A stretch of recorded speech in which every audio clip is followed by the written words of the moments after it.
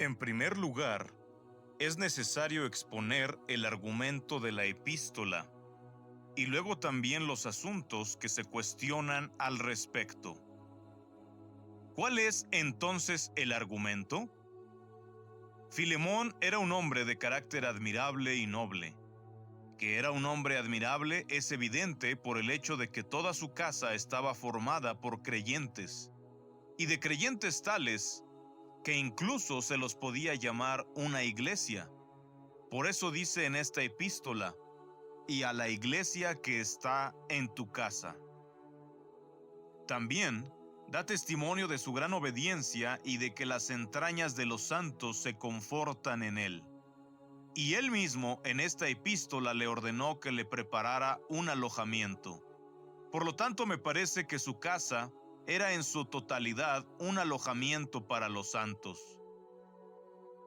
Este excelente hombre, entonces, tenía un cierto esclavo llamado Onésimo. Este Onésimo, habiendo robado algo a su amo, se había escapado.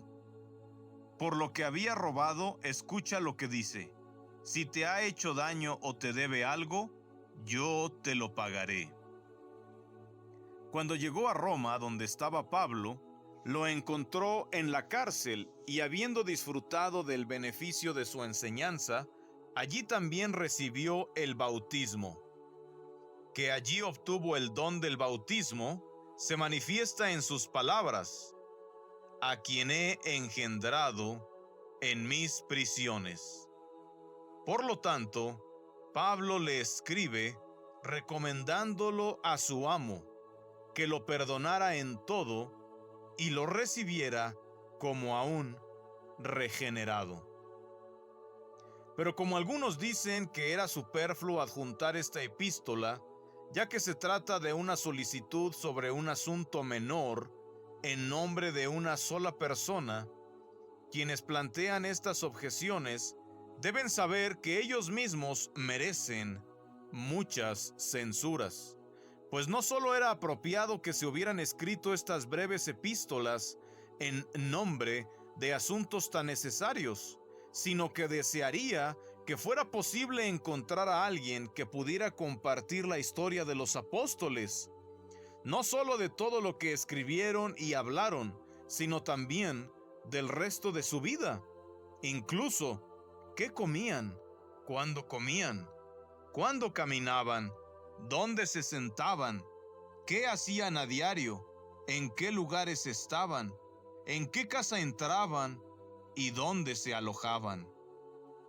Relatarlo todo con minuciosa exactitud. Tan provechoso es todo lo que hicieron. Pero la mayoría, desconociendo el beneficio que de ellos se derivaría, procede a censurarlo. Pues si tan solo viendo los lugares donde se sentaron o donde estuvieron encarcelados, meros puntos sin vida, a menudo transportamos nuestras mentes allí, imaginando su virtud, y nos conmovemos por ella, y nos volvemos más celosos. Mucho más sería así si escucháramos sus palabras y sus demás acciones. Pero con respecto a un amigo, uno pregunta dónde vive, qué hace, a dónde va, y se pregunta, ¿no deberíamos hacer estas preguntas sobre estos, los instructores generales del mundo? Pues cuando una persona lleva una vida espiritual, sus hábitos, su andar, sus palabras y sus acciones, en resumen, todo lo que le concierne, beneficia a los oyentes, y nada es un obstáculo ni un impedimento. Pero les conviene saber que esta epístola se envió sobre asuntos necesarios. Observen, por tanto, cuántas cosas se rectifican en ella. En primer lugar, debemos ser diligentes en todo. Si Pablo se preocupa tanto por un fugitivo, un ladrón y un salteador, y no se niega ni se avergüenza de enviarlo de vuelta con tales elogios, con mayor razón debemos no ser negligentes en tales asuntos.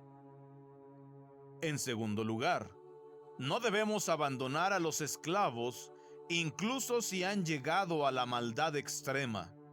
Si un ladrón y un fugitivo se vuelven tan virtuosos que Pablo estuvo dispuesto a hacerlo compañero, y dice en esta epístola, para que en tu lugar él me hubiera servido, con mayor razón no debemos abandonar a los libres. En tercer lugar, no debemos retirar a los esclavos del servicio de sus amos, porque si Pablo, que tenía tanta confianza en Filemón, no estaba dispuesto a retener a Onésimo, tan útil y servicial, para que se atendiera a sí mismo sin el consentimiento de su amo, mucho menos deberíamos nosotros actuar así. Pues si el siervo es tan excelente, debe sin duda continuar en ese servicio y reconocer la autoridad de su amo, para que sea motivo de beneficio para todos en esa casa. ¿Por qué quitas la vela del candelero para ponerla en el almud? Ojalá fuera posible traer a las ciudades a los siervos que están fuera. ¿Qué? Dicen, si él también se corrompiera.